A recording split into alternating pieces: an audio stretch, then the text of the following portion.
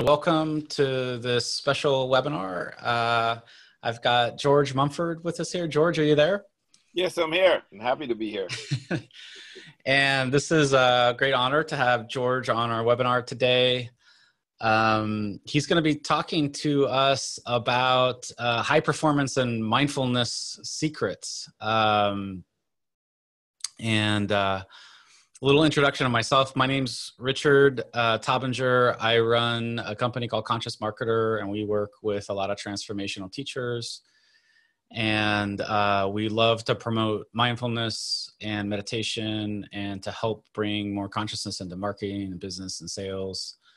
And we also have a commitment within Conscious Marketer to help more kids learn meditation. So I know George is passionate about that too, so we'll get to that. The subtitle of George's talk today is How to Use Meditation and Mindfulness to Achieve Your Highest Goals. And this is the good part, without stress and overwhelm. So I'm certainly excited to hear George talk about that, because it seems like,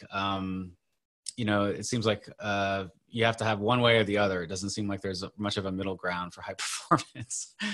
So just let me introduce George. Let me just give you a little bit of background about George here, and then we can get going. A couple housekeeping items. There is a little button that says chat below there.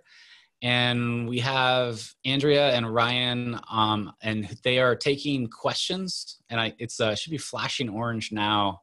And so if you have questions, type it in there. I see somebody's having trouble hearing. So maybe in that chat box right now, if you can give me a thumbs up or let me know if you can hear us, that would be awesome. We know we have everybody online. Okay, I got one yes. Okay, great. Thanks, David. Thanks, Elizabeth. Thanks, Dina. Thanks, Paul. Okay, and then you guys know where the chat box is now, so you can use that. If there are questions, I'm going to be tracking the questions, and Andrew is going to be feeding them. So I'd like this to be really interactive. It's a better flow through. Okay, so a little bit about George. If you haven't heard of him, he's really an amazing guy. If you have, then you know how special he is. He's a mindfulness and performance expert and the author of The Mindful Athlete. I have the book here. I've read it a few times. And the subtitle is Secrets to Pure Performance. And he's best known for his work with Michael Jordan and Kobe Bryant. And that was a contributing factor to them getting 8 championships. He works with all kinds of sports teams. George, you were just with the Miami Dolphins, I think last month. Is that right? Just visiting from friends that work there. Oh, yeah. Friends that work there. Okay. Good friends with a lot of people in the mindfulness community, John Kabat-Zinn, et cetera, the whole cast of characters there. He did a webinar, I think, with Sharon Salzberg a couple weeks ago too. And he really brings mindfulness insights and inspiration in the world of current and emerging leaders. And I think it's really powerful because if we think about how to get mindfulness out into the world, athletics, like billions of people do athletics. So if we can get people meditating and doing mindfulness and athletics, I think it's a wonderful way to kind of change the consciousness of humanity. So welcome, George, welcome. Thank you. And I appreciate being here, and I'm happy to be able to engage with your audience or the audience.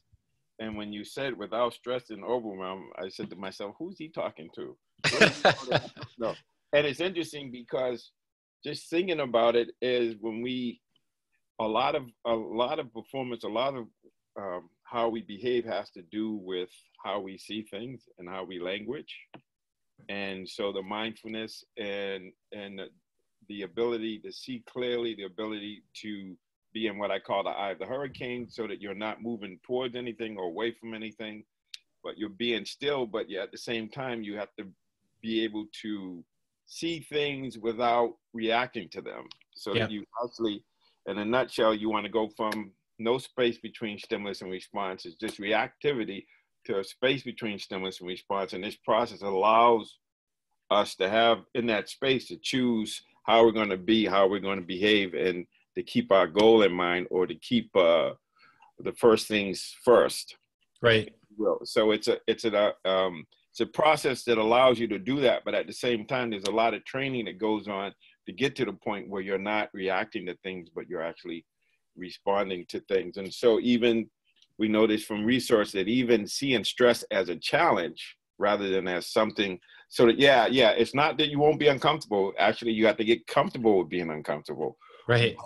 But it's stress. It's a healthy stress, and also it's this idea of even if you're feeling overwhelmed, that's a feeling where you might not, you still will be able to do things, but even the feeling of overwhelm tells you that you're looking at things differently or not looking at things properly, and that you could step back and say, okay, that's where you have to reset. It's just like when your iPhone or whatever device you have and it gets jammed, you turn it off and turn it back on. Yeah. Then it resets. So we have to have that ability to reset from moment to moment and to get back on track. But at the same time, to realize, number one, that, okay, there's overwhelm or that there's so much stress in the system that we can't even check our email. We don't have enough RAM to operate properly. So the idea of realizing that a couple of things, realizing that now is the only time we have, and that it's has a lot to do with how we play the inner game, what I would call it. So it's an inside job, but at the same time, there has to be some understanding, some information, some wisdom about what we're doing and why, and what are the essentials. So something as simple as just like what we're doing now, having a conversation. Yep. The idea is, how do we listen in a way where we're learning and not listening to what we are and comparing it to what we already know. So It takes a little bit of, a lot of faith or trust that we can be vulnerable and just listen like we don't know what's going on, and just let whatever is being offered speak to us in our own language. So that trust factor is really helpful, or have faith, but that faith has to be verified and know-how or understanding. Well, let's dig into some of like what actually really makes a difference in somebody's life. And I don't know if there's secrets or just what people need to do to kind of bridge. Because I think that a lot of times people will go to meditation or mindfulness, and it's actually just to relieve stress. But coming at it at a different angle, which is kind of where you come at it from, is like, how do we use it for high performance? Right. And so I think there are a lot of different questions we could talk about there. But how does one train in meditation so that when they're in performance, that they don't have that contraction response? Yes. Well, there's a lot of training. Part of the training is just really reflecting and getting a clear idea of how things work. Right. And so, what is helpful, what works. So there has to be some understanding, or there has to be a state of mind that is that's positive. It's not looking at, I can never do this, but, how can I do this? So it's more like a how question kind of a thing. And then you start to, you got to observe. So self-observation is the whole key. Yeah. Being able to observe in a place where you're not, like I said, reacting or reacting to things, but seeing it and taking information in and being willing to make mistakes and learning from mistakes. So the big part of it is just really as simple as, like, what am I doing? Yeah. And is what I'm doing working or not? So this is so simple that it's ridiculous, because we don't do that. We have this idea that we're just in a hurry and we're trying to do things, and we have preconceived notions, instead of saying, yeah, that was my idea, but this is what's really here. So this idea of being in the moment, seeing things as they are, and being able to make wise choices on the fly. So you have to understand that you're going to make mistakes, but you learn from your mistakes. You have to be able to repeat things, because this is how we learn. We learn by rote. We learn from trial and error. So we have to try things and see how they work, but there has to be an ability to see clearly and a willingness to change how we're doing things. I think that's the biggest thing. But the self-observation, because we all are different, how, what am I thinking? What am I feeling? How am I behaving? And being able to, in real time, react or adapt to the current situation. So learning how to be still and just watch the mind and let the mind, train yourself where you can direct your attention to a particular situation or thought or whatever, and you got to be able to keep it there, sustain it. So to be able to really, how do I want to say it? Yeah, just being clear about what we're paying attention to. Well, that's in George's book, it's the 5 superpowers, and he's got 5. So the first is mindfulness, and the second is concentration. And it feels like the whole world's like I can't say that, ADHD or ADHD. It kind of feels like a lot of people could really use some concentration training. Would you say that that's the case? That people have a hard time concentrating for sustained amounts of time, or? Yeah, and the other thing is we have this illusion of multitasking. That's an illusion. There's no such thing as multitasking. Well, explain that a little bit more for everyone. So, and a lot of us have to do more than one thing at once. But here's the thing: the mind is going from one thing to the other without really being. It's like if you have one of those little what do you call it? Magnifying. Magnifying. Yeah. And you let the sun go through it. If you don't keep it on the object, it doesn't heat up. Right. The same thing with us. If our mind is just jumping from object to object, from thing to thing, we're not really engaged in the thing, because you got to land on it and you got to see it and actually, get engaged in it. And we don't do that. We go from one thing to the other. So we're kind of halfway doing things, and we don't get to learn because we don't watch to see how things flow, how something arises and how it passes away.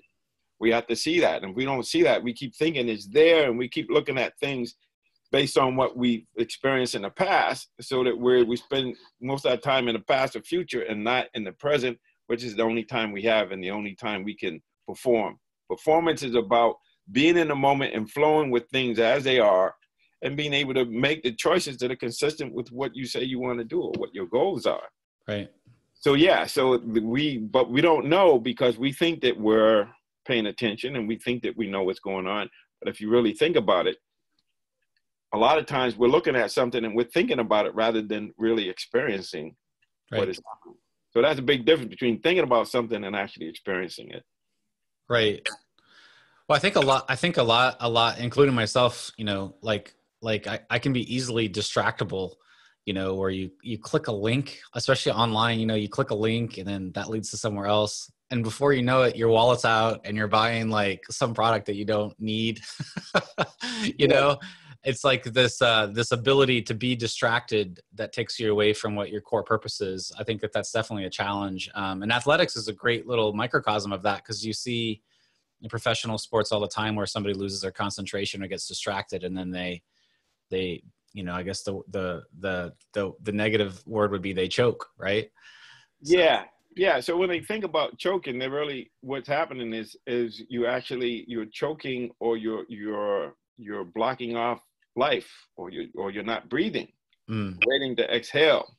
And so it's really important to understand that a lot of times, as soon as the tension comes, we do this and we lock down instead of just opening up and just seeing what's happening, because we're already deciding what the consequences are going to be without actually allowing the consequences to unfold.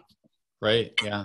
So this is a habit. So we basically, because we don't pay attention, because we are driven by our habits of mind and the way we do things, habits or tensions in the body or outside influences affect where we direct our attention and how we use our energy. And so there's this idea of thinking about, because your attention will follow your intention. Right. So what does that mean? That means that you don't even know what your intention is. And if you don't have an intention, then your attention is going to go everywhere. So it's not just directing your mind somewhere, but it's also having an intention in mind and having an idea of, okay, so I really got to listen to what Richard is saying here, instead of thinking about how this is going to be great and this is what I'm going to get out of it. And this is what I expect, because every time I go to one of these webinars, this is what they say. So we have this need to have permanence. Yeah. So we are we want to know before we know. So we know, okay, this is a good use of my time, and this is going to be great, rather than being able to say, okay, so I really don't know what's going on, and it's going to be great. Right. I can just, like, wisdom begins in wonder. So it's like being a kid a child learning how to walk. You get up, you fall down. You get up, you fall down. And you don't ever think, well, how many times do I have to stand on my feet before I'm going to succeed? Kids don't do that. They just get up and they just naturally so we have to have some kind of childlike quality of interest in seeing the world. You know, you see a little baby, they got a shaker. They could be shaking for 2 hours and they're happy. Right. Right. They're happy. That's all they're doing. So I'm not saying we got to shake something and do something for 2 hours, but can we bring that sense of wonder? Can we bring this quality of interest and living in a mystery from a vantage point of, oh my God, I'm out of control. I don't know what's going to happen. But coming from a place, oh, this is amazing. I'm actually learning how things work so that I can align myself with how things work. So a lot of it is just sitting and being quiet and learning how to direct our mind. But another part of it is just watching to see how things are so that we can adapt and adjust to how things are. And even though what we're doing is we have these habit patterns that we have to break, because those habit patterns are happening without our permission. We feel a certain way, so we think a certain way, we behave a certain way, we have habitual ways of relating to things. And at the time we were developing that habit, it was probably okay, but now things have changed, but we still relate to things as if things haven't changed. So we get stuck. Yeah. So if let's just say somebody's in the corporate world or in sports or and they want to go to a level of high performance, what would be some steps for them to look at and to go inside to use mindfulness and meditation? Like, what would be some like basic things if you were working with somebody, you have a mentoring program, a small one, right, with mainly elite athletes, but you have done some work with some other people. So right, how do you start to work with people so that they can really, under any kind of pressure, because sometimes we're thrust into these situations. I think the Final Four in college basketball is such a great thing because these kids have worked their whole lives and all of a sudden they're in these final games, and you saw a few teams really, they had like a 10-15 point lead and then they couldn't hold it. They choked under the pressure. So how would you train somebody that was going to move into a space like that? Yeah. So the only time you have is now. So it's moment to moment management, or just taking care of this thing and then adjusting. You make a mistake, you adjusted a mistake, but you got to stay on track. So you fall off track, you get back on, and you have to just have a short memory, just mentally know what you need to change, and then you go to the next thing. Right. So a lot of it is just really, before you get engaged in something, like if you're going to the Final Four, and if you want to win the Final Four, or you want to win the next game, because you can only win the Final Four by winning the next game, and right, you can only win the game by managing each sequence, right? And so you have to have an idea of, okay, so I want to win the championship. So how do I win? What got me here? So I have to be myself, or this is the kind of team we are. We play hard defense, and then we sprint out, and we have transition basketball. We're going back and forth. So whatever so you have to be yourself, and you have to play to your strengths. So you got to know, okay, what are my strengths? Yeah. So I'm really good at, taking 3-point shots or whatever. So you have to find a way to put yourself in a situation where you're playing to your strengths. So you can't be there and say, okay, so today I'm just going to go in and dunk on everybody, or I'm going to go off the dribble and create. If that's not who you are, then that's a problem. So you got to have an idea of who you are, how you're going to play, and what kind of mindset you're going to have. And so if you're and like the thing about sports is we have a beginning, middle, and end. So it makes it easier for us to really manage, like, okay, you play 20-minute halves. So, you got 20 minutes, maybe you got 3-minute sequences. So for at least for 3-4 minutes, you got to be focused. Then maybe there's a timeout or break and play, but you got to manage, you got to have a strategy for so if you're a 3-point shooter, and what they're going to do is they're going to close out on you and not let you shoot. So you have to develop a counter move that says, okay, so I'm going to up fake and just drive by them. So it's like, but you got to understand who you are. So a big part of it is knowing who you are, how to manage yourself when you get stressed out, when you get overwhelmed, when you make a mistake. So it's both an individual and a collective process of understanding, listen, this is who we are. And I think that's why Villanova won. They never got out of who they were being. They played to their strengths, and they said, this is who we are. And if you're going to play us this way, we're just going to take whatever the defense gives you. We're going to have player movement, ball movement.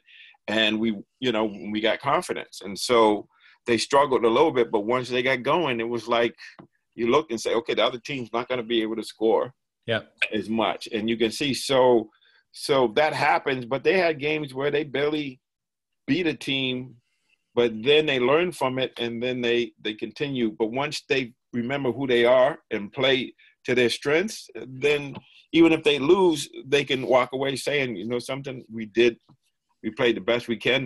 Today, the other team was better. But it's always about being yourself and having a clear idea of what you're doing and then being able to adjust on the fly. Yeah. Well, I think that, we've known each other, I think a little over a year, and you're just like one of the most positive people I know out there. You're just always cheery and bright. And no matter what happens, you seem to just bounce back. Does that come from your upbringing, or can you tell us a little bit of your story about how you became the leading mindfulness coach or for athletics and high performance?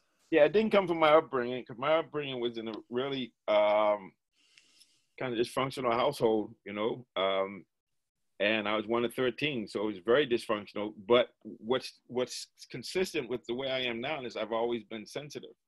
So I could know how people feel. I was very, if somebody moved, I had, I just had this sensitivity, and I didn't know what to do with it. So since I've been doing the contemplative practices like mindfulness, and just really understanding, okay, who am I and why am I here?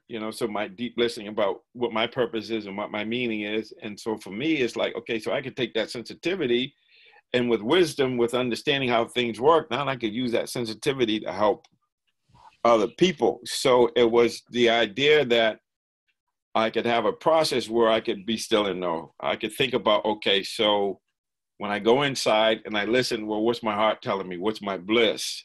And also I'm sensitive. So if I try not to be sensitive, that's being inauthentic. So I can be sensitive, but instead of taking it personally, I have this way of contextualizing things to say, no, it's not personal. It happens to everybody. We all suffer. And if we hold on to things, we suffer. If we have ignorance, we're going to suffer. So it's really about understanding, well, how do I get more wisdom? Right. How do I get more understanding about how I need to be? So wherever I go, there I'm going to be. But if I don't know who I am, I could end up being anybody. And if I don't know where I'm going, I could end up going anywhere. So for me, it's really clear understanding who I am or who I want to be or I'm choosing to be, and how to sustain that. And when I forget who I am, how do I get back on track? And that's the whole practice is, you get distracted or you forget yourself.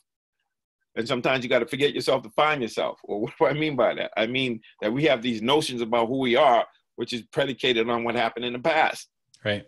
Instead of saying, okay, that was then, this is now. Who do I need to be being now? And so when you have, when you understand that morality or integrity is really important. And what do I mean by that? I mean, if you know how to be kind to people, if you know how to be loving to people, if you know how to serve people, then you're going to get. So it's the selfishness. It can get me in a place where I'm coming from a place of scarcity rather than abundance that says, no, this is enough for everybody.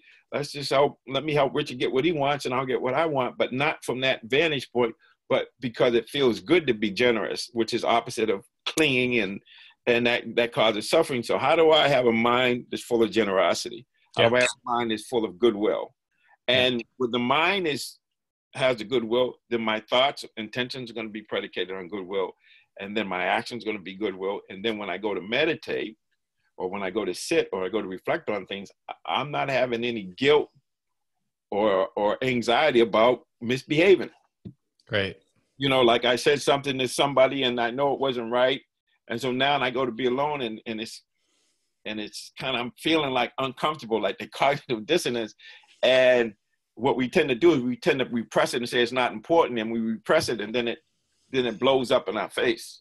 So it's really understanding that we create with the word. And so we got to be aware of what kind of self-talk am I having. So I'll give you an example. How many times have you had a conversation with somebody and they weren't there? Because Probably a better question is how many times have I been not there myself, but but yeah, you can see when, like, I always, even though I have two young daughters, and I'll be like, go back in your body, back in, because you can see they're out somewhere else and they're not even in the room. So that's a lot. Yeah. So when you come back and you start over, okay, and there's going to be some days where you spend all your time just reminding yourself that, you know, you can just be in your body and just be present and just look at it and say, well, what's going on? And what do I want? So when I work with people, first thing I ask them is, what do you want? Yeah. Yeah. You know, so because I work with a lot of people building their internet marketing business. And often when I would say like 95% of the time when I ask somebody that, they're like, I'm not sure. And I'm like, well, that's part of the problem. How about when you ask that? Do a lot of people know what they want when you ask that? It's the same thing. But usually they don't want what they got. Right.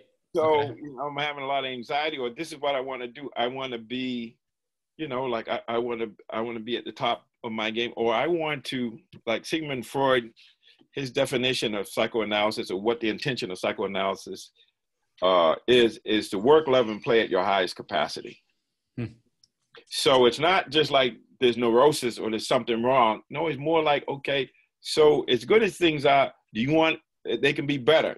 There's always another level, but you have to have a sense of urgency or a pursuit of excellence to say, okay, you know, I want to see how far I could take this. So I'll give you an example. So Wilt Chamberlain, who was this amazing basketball player, scored 100 points in one game. When he was asked about Kareem Abdul-Jabbar, who broke his scoring record, he said, Wilt, what do you think about Kareem breaking the scoring record? And he said, if I'd have known anybody had any shot of that, I would have put that way out of sight. Because he was just competing against people who were there and not competing against himself.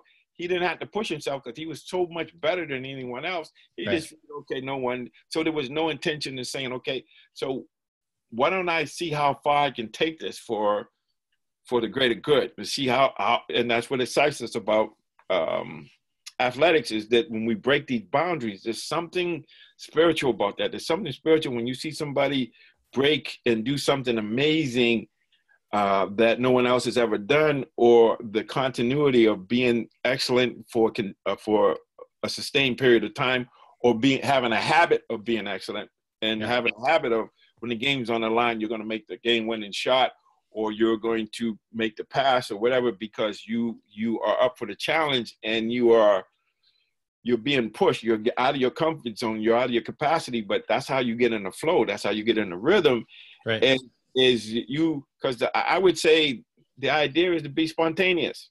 Okay. That's another way of saying being in the zone. So you want to be able to train yourself, so when you go into a situation, there's a knowing of what to do without you having to think about it. Right.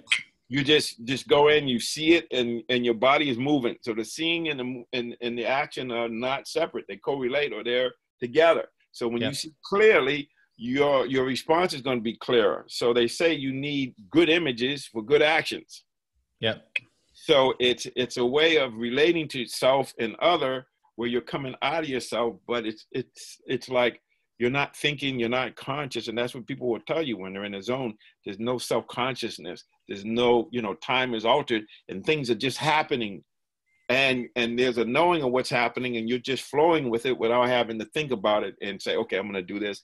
You just flow. So in my mind, life is flowing, and we can learn how to be in the flow of life more and more. And when we do that, we start to discover more parts of ourselves. And we also have this sense of everything is okay. And it's an amazing feeling when we can really connect, when we can really understand, oh, I really see how this works. There's a joy and satisfaction in discovery. Yeah.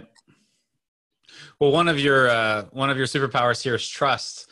So that leads into the trust that you have in yourself and also the universe to provide, and that you're doing your best too. Yeah. Yeah. So I was talking to some friends, and when I was down in Carlsbad a couple of weeks ago, and talking to a friend of mine, she's a volleyball coach, and I'm talking to her team, And I heard myself say, no swag.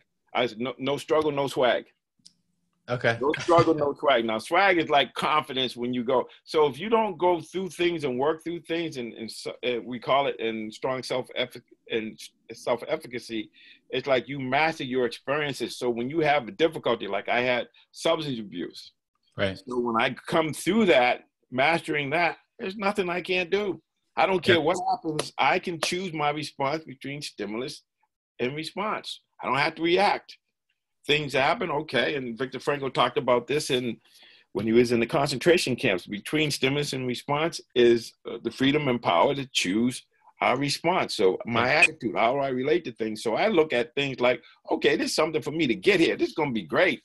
Yeah. So when you talk about how can you feel good, because I see it as a challenge. I see it as, okay, there's an opportunity for me to let more of my latent abilities to express themselves. And this is what Hans Selye said, the guy that wrote the book, The Stress of Life. He says it's only under those circumstances where we're challenged that the latent abilities express themselves. So like I said, no struggle, no swag.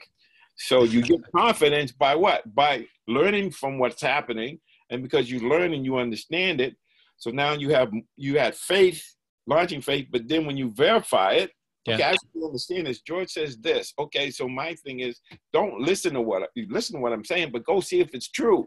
Yeah. You got to have the experience of it. But once you have the experience of it, now it goes from confidence to conviction. Yeah. And there's probably, with meditation and mindfulness, there's probably 50 exercises that you probably work with people to like get that. Right. One of the things that we have a question here that's someone's asking what makes a good meditation mindfulness coach. And you work with Phil Jackson at the Bulls, and you work with a lot of coaches. And, in our work together, I know that one of your passions, you want to create a whole movement around mindful sports. And this is super exciting to me. And I don't know if I'll share this, you've shared this privately, but I think it's okay to say, but like you want to reach 1 billion people with this and, in sports. And this is really powerful. Could you give us like what makes a difference, or if we have some coaches on the call, like what makes a good mindfulness or athletic coach? What makes a good coach or a good leader is being present, and if you want trust, you got to be vulnerable. And so it's realizing a couple of things, because we have this self-centered fear and stuff like that, because we are selfing instead of realizing that I and the other are connected. So you got to get beyond the illusion and realize that this person that you're relating to, and this is what I think helped Phil a lot, is he sees the whole person. He doesn't see a basketball player. He sees somebody with a mind, body, heart, and spirit or soul. And so you relate to them in a way that's respectful, and that you honor what they are, and you see what they're. This is one of my benefits. One of the things that I have is I can see the goodness in people. I can see their masterpiece, and I'm relating to that masterpiece, and I can help that masterpiece express itself. So when you're coaching people, when you're thinking about things, it's always about, okay, are you doing this for you, or are you doing it for so you got to see the person. So this kind of dovetails into, Eric Fromm wrote a book called The Art of Loving. And The Art of Loving, he talks about there's 4 things that are involved. One is care, responding, one is, care, then responding to the other person. Okay. Respect the other person as they are, not as you want them to be. And then the 4th thing is knowledge. Okay. Knowing them. So when you love somebody, your idea is to help them grow, even if it means you're going to lose them or if they're going to move away from you. So it's like unconditional. So to be self-caring, right, to care for yourself, and to be self-responsive to, you have needs, things happen, you have to relate to them. So it's more about giving and more about seeing the person as they are and helping them express themselves based on who they need to be, not on who we want to be. So it's having that knowledge of self and other, and being able to talk and communicate so that you're helping them be themselves in a way, and it's not like fully, but I mean, to the degree that you respond to them and you respect them and you have knowledge. So you want to understand. So you ask them questions like, how are you seeing things, or what do you really want? And so a lot of people, as you might imagine, they don't know what they want. They just know they want out of where they are, or they know that there's more. Right. And so now part of that process is to get more clarity. And sometimes you get clarity by trying things out or saying, okay, what do I want to do? What's my passion? Or maybe I don't know what I want to do, but I'm going to align with love. I'm going to align with generosity. I'm going to align with love and kindness. I'm going to align with joy. And then that process of aligning with beauty or some positive mind state, I'm going to have more of myself is going to be revealed. Yeah. So it doesn't matter if you're playing sports or if you're, whatever your role is, the idea is the same drill. Can you be yourself, and can you be more loving, compassionate, and can you recognize that there's no, this illusion of separateness is just an illusion, and that things are always changing. So instead of getting hit with the wave of change, why not ride the wave of change? Yeah. So that's a totally different orientation. So that's how you get more out of life. That's how you move into the expertise and the excellence by saying, okay, this is going to be great. And I have a masterpiece within. How do I express that divine spark? And so if you're in a process where you're honoring yourself and honoring other, but you're also being present to what is and accepting things and accepting the truth. Because one of the things we do when we coach or with parents, or we hide the truth from people because we say they can't handle it or whatever. And by doing that, they kind of know where we're holding. Right. So a true leader is getting to the point where you can be honest and know the truth. The truth will set you free. So obviously I'm not talking about kids that are not appropriate to have some things, but on some level you have to be real, and you have to. A lot of that is also, it's kind of a cop out, because they might just not want to deal with the unpleasant feelings that are going to have to rise, or to face the truth there within themselves, so. And we all do that. This is not personal. I do this. Yeah. The nervous system is programmed. If it's pleasant, we approach, and if it's unpleasant, we avoid, and if it's neither, we space out. Yeah. This is not personal. This is what the nervous system does. So, but we can, because we have this prefrontal cortex and we have attention, we can train ourselves to not approach something that's pleasant, but to just see it and recognize, okay, what is it? Is it healthy, or is it a pleasantness that's going to lead to suffering, or is it a pleasantness that's going to lead to more peace? And so we need to start to be able to distinguish between just feeling good and whether that feeling good is like an addiction or something that is going to get us to the point where we can't be present because we're so hyper-focused on what we want. So we have to realize, or is it something we don't want? So a lot of people are afraid of failing, so they don't do anything. They get locked in. Yeah. And Gretzky, he says, if you don't shoot, you don't score. Right. So if you're afraid to shoot because you don't make a mistake, that's not the right attitude. The attitude is, listen, if you're going to make a mistake, just score. Just like playing baseball or softball. Are you going to sit there and watch the third pitch, or are you going to swing at it? You swing at it, you might hit it. If you just sit there and let it go, then that's different. Then you feel more you're more reactive, and you're in survival mode. And you can't be in survival mode and growth mode at the same time. You have to understand, okay, I'm in survival mode. Okay, how do I get out? Yeah. Okay. Then I get out, and then you might be in survival mode for a good reason. So you have to figure that out. But it all comes down to self-observation and observing how we're behaving, and then changing our thinking, our feeling, or how we're seeing things so that we behave in the proper manner that we want to behave. Let's take a scenario. So somebody asked a question about injury, but I think there's a lot of different types of injuries. And like in the business world, somebody can go bankrupt. In the sports world, somebody can get physically injured, and or they can have like a really devastating loss, or they choke on a shot. Like, if you were coaching somebody, what would you say to them to like have that resilience, after that happens, just so that they can reframe it or actually learn from it and bounce back stronger? So, because sometimes it can take people down and then they're out forever, Yeah. So there's an experience. I was working with the Lakers. Derek Fisher had a foot injury, broke his foot or whatever. And I remember this is not typical, but with him, I said, yeah, okay, so you can come back better than you were before you got hurt. So what do you mean as a belief system is what you said to him. Is that right? Okay. Okay, so here's what I want you to do. You got to stay engaged. You got to be watching the games and everything and working on the things you can work on. Okay, you can't run, but you can work on your shooting. Yeah. You can watch film. You can see your teammates playing and say, okay, if I was in that situation, this is how I would hear it. So he's playing the game mentally. See, because your mind doesn't know the difference between, the brain doesn't know the difference between what you think about and what you experience. So if you can play the game in your head and it actually rewires your brain so that when you get in that situation, that's probably what's going to happen. So there's a lot you could do. So if you have bankruptcy, you start over. Got a clean slate. Yeah. You know, if you have an injury, I had an injury that ended my college career. I didn't know who I was for years, but now as I look back on it, it ended up being one of the best things that happened to me because it allowed me to be who I am. If you think of Phil Jackson, Hall of Fame coach, what most people don't know is in his second year, he broke his back. He had a spinal fusion, so he couldn't play for a year plus. So that Red Holzman, his coach, said, listen, you're going to help me coach while you're rehabilitated.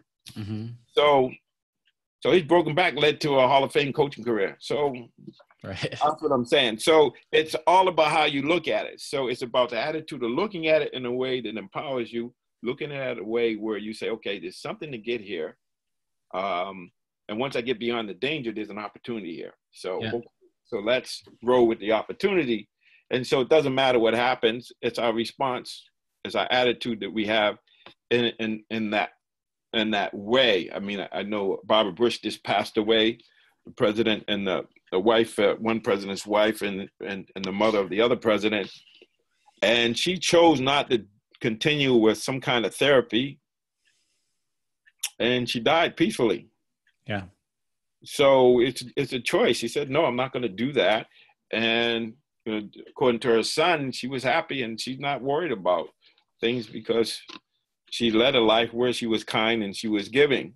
So that's the other part of it, is how we live now is going to help us when we die.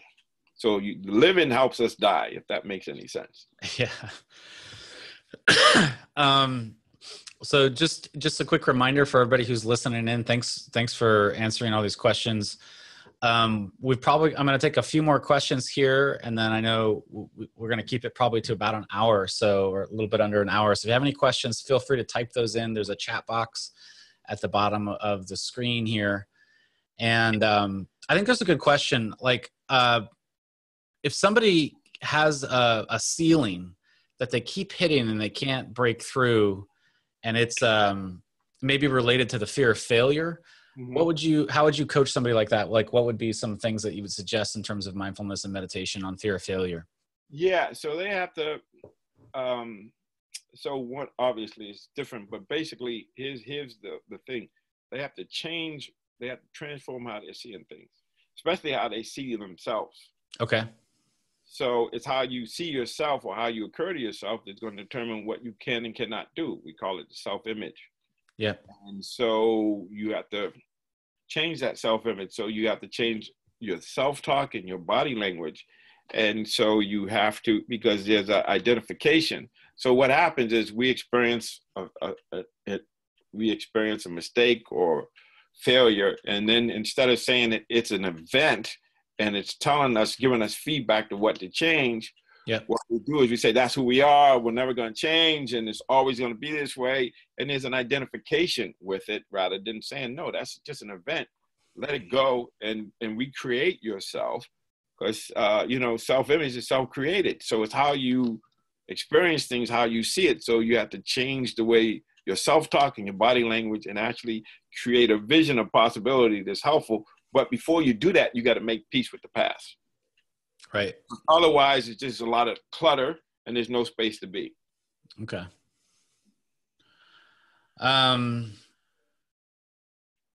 I think one of the interesting questions here is someone's asking about, teamwork, and how do you, like maybe one team member is doing mindfulness or meditation, but maybe everybody's not on board.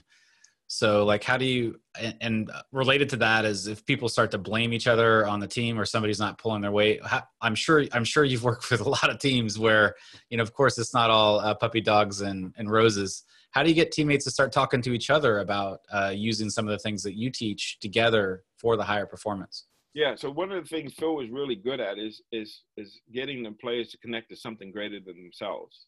So there's a Jungle Book rhyme about the strength of the wolf is in the pack and the strength of the pack is in the wolf. Okay.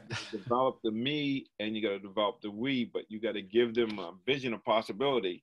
Give you an example. When Phil took over for Doug Collins with the Bulls, the first thing he had to do is go to Michael and convince Michael to do less so that his teammates could do more, and talk to him about great players, great leaders make the people around them great. Right. So once he changes and says, okay, all right, there's another option here, and let's do this, and this is how you win championships. Okay, let's try it. Yeah. So it is sitting and talking, and quite frankly, there's a book called Good to Great. You probably read it because I know you're like me. You read all those books. Jim Collins, yeah. Yeah. Been around for about 25 years or 20 years. It's a good book. Yeah. So he says, first thing you got to do is get the wrong people off the bus and the right people on the bus. Right, yeah. So sometimes you have to realize that some people aren't into being team players. So you got to identify those and you give them the opportunity to change. Some people aren't going to change. And so you get your kind of players that are consistent, who are going to play where they want to play they want to play with others. They want to have that teamwork that, want everybody to get along. So it's depending on the situation, but the first thing you got to recognize is some people just, when they're not interested, and you can't go by what they say, you got to go by what they do. Yeah. Well, it's like at the higher levels of any sports or the corporate world or teaching or whatever field you're in, a high performing team that's a cohesive unit, especially in a team sport, is always going to trump individual. This is my belief. Individuals who are just trying to be their own superstars, right? Yeah, we call it synergy.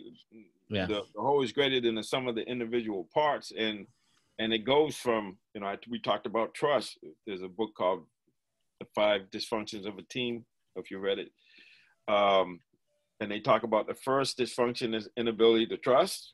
Yeah. If you don't trust, you don't resolve conflict. You don't resolve conflict, you have lack of commitment. You don't have commitment, you don't hold people accountable, and you end up with 5 individual fingers instead of 5 fingers on a hand. Yeah. So you have to be vulnerable, develop the trust. So that means you develop the trust, and this conflict you just talked about some people not wanting to be mindful or just wanting to space out and not take responsibility for it. That's a conflict. You resolve that conflict. You say, okay, either you pay attention or either you care or you don't. And okay, I don't care if you do mindfulness or whatever, but you got to figure out a way to be present and to be able to not be so reactive. So then if you resolve conflict, now commitment's going to be there. Commitment's there. You're going to have accountability. If you hold each other accountable, because that's the only way this works, then you're going to have 5 fingers on a hand that are floating together, not separate. So but you have to have the mindfulness. You have to have the idea of, okay, this is what's wrong. What do we need to correct? And then that system happens to work. But there's many systems out there that will work. But the first thing is an accurate assessment of what's going on and how to fix it.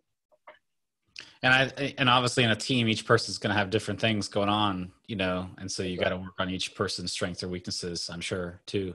Yeah. So you have to work on the individuals and the collective. So each person has to do it in their own way. That's what makes right effort so amazing and challenging, is that what works for me might not work for Richard. Right. And vice versa. So you got to work it out. But the concept is there and the principles are still the same. It's just how do you manifest it? It's going to be different. So some of us kind of laid back. So we're going to do it different than somebody who's kind of like rah-rah in your face kind of a thing. But you have to understand that. And it's the rah-rah in your face facade, or is it really the way the person feels? And and sometimes it's not okay to be rah-rah, because it's you're going to a funeral. You can't go in a funeral and say rah-rah, everything's fine. You got to be appropriate. Right. So you have to understand how to self-regulate, how to be able to say, okay, I have this intention, but it's not appropriate. How do I? So the self-regulation piece with mindfulness is really helpful. Yeah. Well, I think what's exciting is that you're really, you know, you work with corporate executives, but I think that the fact that you're working with a lot of professional athletes and also moving into different types of coaching organizations, et cetera. I mean, what you're really teaching people to do is these are life skills. And once they learn how to regulate these things, it transfers into other areas of their life, correct? Yes, it's about, so like I say in my book, you got to be a mindful person before you can be a mindful athlete. But Right. you can take athlete out of there, put a mindful dad, a mindful coach, a mindful executive, a mindful brother, Yeah. however you want to look at it. So, I'm in Boston, and so I live outside of Boston. So just had the Boston Marathon, and it's interesting. The woman that won it was because she, the weather was so, not that she didn't went on, but her body type and her ability to push through Oh, really helped her. So the time wasn't like a record time, but if you're a little bit thinner and you don't have much body fat, well, that's right. working against you. But at the same time, it takes a certain level of toughness and a certain level of conditioning, mentally, physically, and emotionally and spiritually, so that when the opportunity for her came, she was able to perform. Yeah. So it's like you never know from day to day. That you don't know if it's going to rain or snow or it's going to be sunny. You have to be able to adapt, adjust to that situation. And some people, And there are a lot of training techniques, especially within the military, obviously, because people's lives are on the line where they train in really severe conditions to be prepared for anything. right. I think our lives are kind of comfortable in the West, so we don't tend to, it starts raining out there, like, well, do the run on the treadmill today, instead of Yeah, get the yeah. sneakers on and get out there. But I think it's like a really good kind of training to like go into the pain or go into some of the discomfort. Yeah, and the wisdom to know the difference between when you're pushing it to your to, when you're pushing it and harming yourself or others, or when Yeah. you're holding back and you can push a little bit more, you can. Yeah. So I like this guy.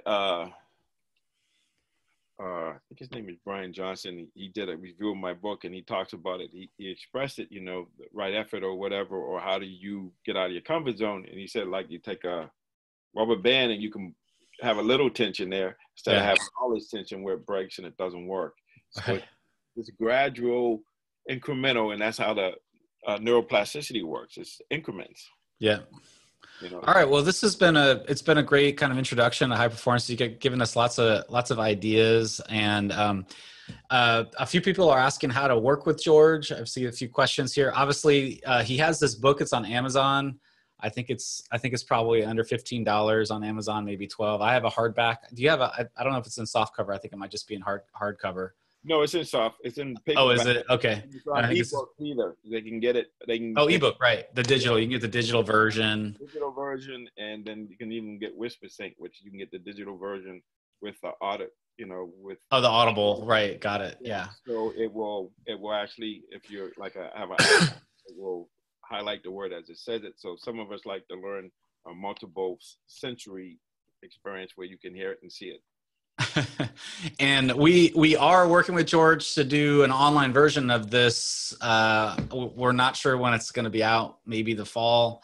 It'll probably be a 5 or 7 week online course where he's just basically teaching you the core skills. This is just an hour. We're already 50. It's always amazing to me on these calls how fast they go. Yeah. 53 minutes. And George is working with really kind of top tier athletes. He's signing non-disclosures on all kinds of things. He does have a higher end coaching program. You just released that. I wanted to let people know there might be a few people on this call that would be interested in that as a different option. Again, it is a higher end program because you're working with George in very small groups, like 5-10 people max. Do you want to tell us just a little bit about what you have going on there, just in case anybody's interested? Yeah. So the idea of this is,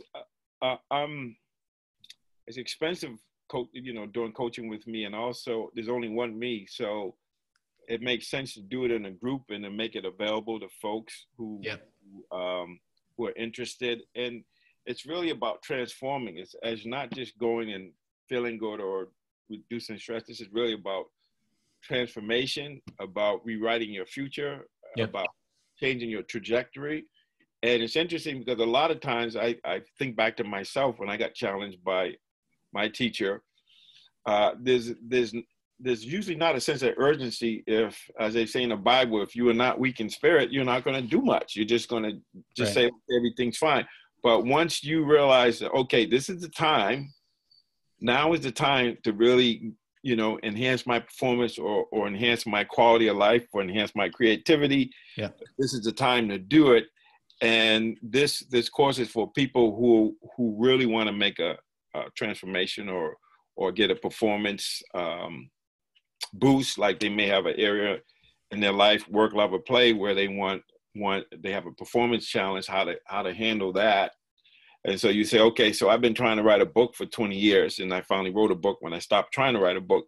Right. This program would be helpful for someone like that as well. How do I stay in there and get to the place where I actually do what I say I want to do? Or how do I look inside and develop that process of being able to raise your game so that you can do things that you couldn't do before? So, and that might be a little bit more extreme, or it just could be this program is going to help you bring work, love, and play at a higher capacity. And if you're interested, so we put the link in the chat box, and if you're playing for higher stakes, or you're in competitive athletics, or you're an executive, this is the kind of program. I know, I've had this discussion a few times with different people, but I know for me, I've paid a lot of money for like high level mentoring, and it's literally like changed my life, tripled my business. And so I can't think of a better coach than George. If you don't have a mentor this year, find one, whether it's George or somebody else, because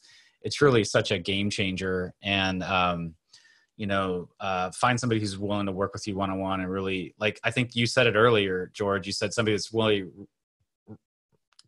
caring for you and caring for your soul, and is listening to you and ready to work through whatever you're going through in life. It's really powerful. Yeah. I think that's it for today. Is there anything else you want to say to everybody who's on the call today, George? Thanks for joining us today. I really appreciate it. You're welcome. Yeah, the thing I want to say is I can't emphasize enough that we're wired for success. We have this masterpiece, it's divine spark, Buddha nature, Christ consciousness is there, and that it would help all of us if we could, like Michelangelo said when they asked him how did he create these masterpieces out of these blocks of marble, and he says, all I do is chip away to get to the masterpiece that's already there. So we have it, we just need a process or processes that allow us to access that, chip away and be ourselves, and then share that with other folks. So I'm excited that they're on the call, and this is an exciting time. And, I'm offering the program, but there's a lot of opportunity for growth. And, as you can see, we could use a little bit more peace, a little bit more compassion, a little bit more love. So that's what I'm saying. And you also teach coaches too. So like, you're kind of like the coach's coach. Right. So if there's coaches or educators out there that are thinking that they want to learn how to really be a great coach, that's another thing that George does, right? Yeah, and just like you, I've had coaches, and I have coaches and mentors and people who help me and support me and push me out of my comfort zone, and know how to, with compassion, but they don't let me settle. But sometimes that compassion has a stick, right? Or a gentle nudge, right? It feels like a stick, even though it's not a stick. It feels like it's being forced on one, but it really is. So there's, so I'm just excited to create, like you said, a community of, many different offerings, so people can, to the degree they want to be involved and they want transformation, or they want to make things better, or they want to get more in touch with who they are and get clear about why they're here and how they're going to be in this world. And a couple other resources for people who are just wanting to learn more about George. If you go to Wisdom 2.0, he's got the talk from San Francisco, and he was also in Mindfulness in America, I think earlier this year. Is it this year or last year? It was in October. In October, yeah. And so they're just great. George on stage with Soren. Those are great talks. Join us on Facebook. He has a page called Championship Talks, and he's on talking to athletes about high performance. And I just wanted, I wanted to ask you one final question, George. My sense is that most people have so much untapped capacity. And like, do you think that people often aren't maximizing their full capacity and like are really completely underestimate what they're possible of in this world? Because I feel like if everybody really started to step into that, right, as as mindful human beings, it would just literally like change the world. Yes, I think that's absolutely true. That we don't use much of our potential, and I think people were saying that somebody like Einstein uses 10% of the new brain, cortex. So Right. there's another 90% there. Right. You just think about that way, and that's the connections we make with the brain cells. Make connections. So it's about making connections, and it's about learning, growing, evolving, and day to day, just getting a little bit better. Yeah. It's powerful for myself. I'll just end on this. So I think I'm coming up on, let me see, 34 years of recovery, and I've averaged over a book a week during that time. And I do other things. I listen to podcasts. I talk to people. I have conversations. Yeah. So I'm pursuing excellence and wisdom with grace and ease. So that's what's possible. And I've grown a lot, and there's a lot more growth to happen. But as I've been saying, slow motion gets you there quicker. Thanks so much for joining us. Thanks everybody for being on the call. We had over 500 people register. You can find out more about George on georgemumford.com. You can go to Amazon. He's on Facebook. Start following George. He's an amazing human being. Thank you so much. If you're interested in the coaching, the higher end coaching, that's by application only, because George only works with a few people. Click the button if you think that's something you want to do. And one of George's people will jump on the line with you and see if it's a good fit. Thanks so much, George, for joining us today. It's been wonderful. And next time you're in Southern California, we'll hook up again. Okay. Yeah. Thank you. And you're an amazing individual. And I'm so happy that you're helping me get out of my comfort zone. You've got a big movement. We have to get that to those billion people. And, I was in athletics, I was given the training to just push and kill the competition. And I didn't have any mindfulness training. If I had that, that plus sports when I was younger, I think I'd probably be a lot further ahead, or probably some of the angst that I had in my 20s probably wouldn't have been so bad. So let's help a lot of people with mindful athletics and get your workout in the world, George. It's a real honor. I appreciate it. Yeah. Okay. Thanks, George. Thanks everyone for joining us today. Have a great night wherever you are in the world, or if you're listening to the replay. Thank you.